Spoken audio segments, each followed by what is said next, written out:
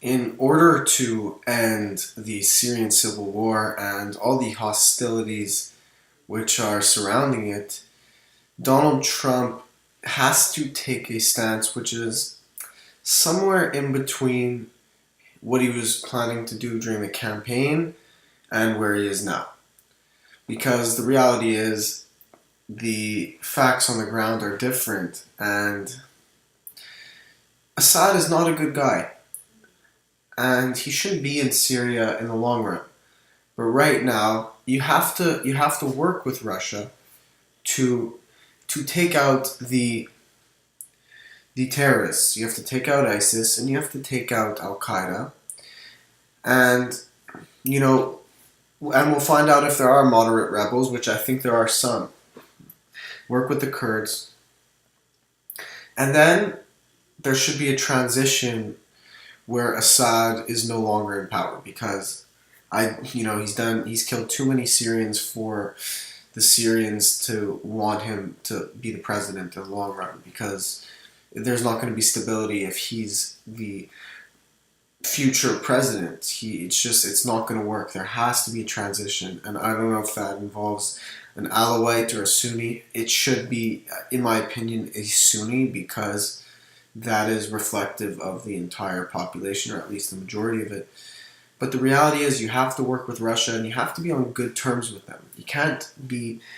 I don't. There shouldn't be hostilities, and I think a lot of that is being fueled by the left, who are pushing this Russia story, and that's kind of putting Trump in a corner where he feels like he has to somewhat be hostile, and his administration.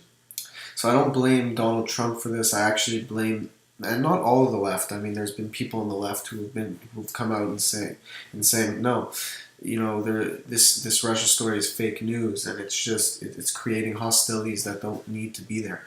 So listen, I would work with Russia. I would work with them to get Iran out of the region because that poses a threat to Israel. Get Hezbollah out of the region because that also poses a threat to Israel.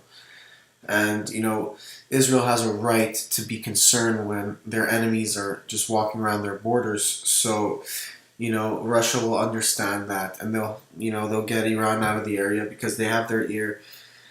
So there's more benefits to working with them than working against them. And at the same, and what Tillerson said is that the two nuclear world superpowers should not be hostile towards each other, but should be acquaintances.